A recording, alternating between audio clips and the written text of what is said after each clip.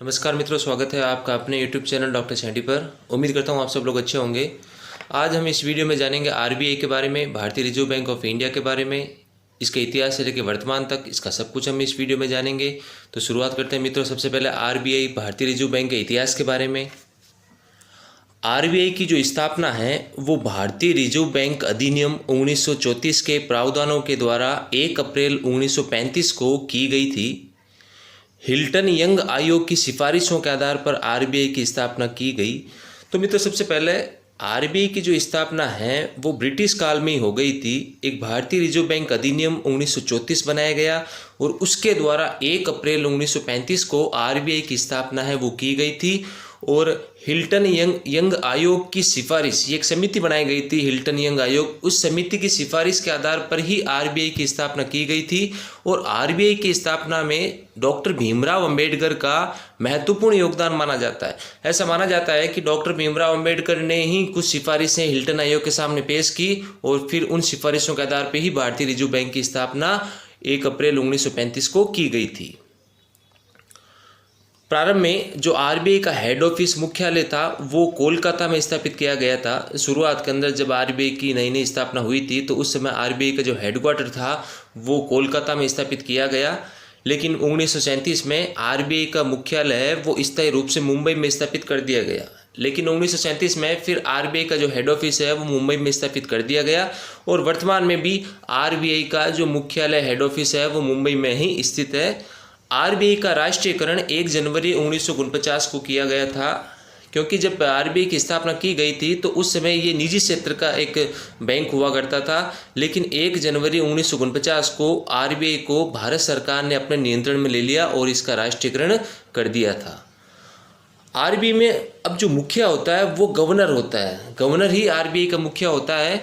तो आरबीआई के प्रथम गवर्नर थे ऑसबॉर्न स्मिथ, क्योंकि ब्रिटिश काल में आरबीआई की स्थापना हुई थी तो ब्रिटिश ही इसके गवर्नर होंगे।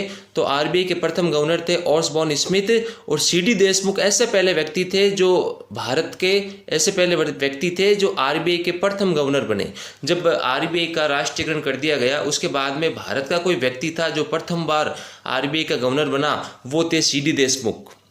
आरबीआई के वर्तमान गवर्नर शक्तिकांत दास है जो कि आरबीआई के 25वें गवर्नर बने हुए हैं। और वर्तमान में जो आरबीआई के गवर्नर हैं उनका नाम है शक्तिकांत दास, जो आरबीआई के 25वें गवर्नर बने हुए हैं।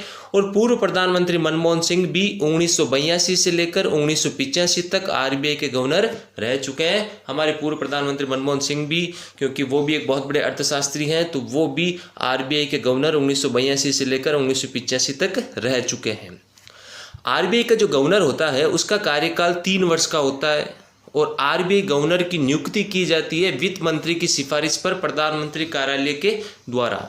जो भी आरबीआई का गवर्नर बनता है उसका कार्यकाल 3 वर्ष का होता है और आरबीआई गवर्नर की जो नियुक्ति करता है वो वित्त मंत्री की सिफारिश पर प्रधानमंत्री कार्यालय द्वारा की जाती है। आरबीआई में एक गवर्नर पद के अलावा 4 उप गवर्नर के पद भी होते हैं। आरबीआई में एक प्रमुख पद होता है गवर्नर, उसके अलावा 4 डिप्टी गवर्नर, उप गवर्नरों के पद भी होते हैं। उप गवर्नर का जो कार्यकाल है वो भी 3 वर्ष का होता है। अभी वर्तमान में जो आरबीआई के 4 उप गवर्नर हैं वो हैं माइकल डी पात्रा, राजेश्वर राव, मुकेश जैन और टी रविशंकर। अब मित्रों, हम जानते हैं आरबीआई की कार्य प्रणाली के बारे में कि आरबीआई, भारतीय रिजर्व बैंक, क्या क्या कार्य करता है।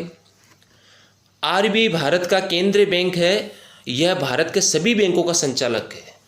भारत का जो केंद्रीय बैंक माना जाता है वो आरबीआई को माना जाता है और भारत के सभी बैंकों का जो संचालन करता है वो भी आरबीआई, भारतीय रिजर्व बैंक ऑफ इंडिया को माना जाता है, क्योंकि भारतीय रिजर्व बैंक ऑफ इंडिया यानी आरबीआई ही भारत के सभी बैंकों का संचालन करता है।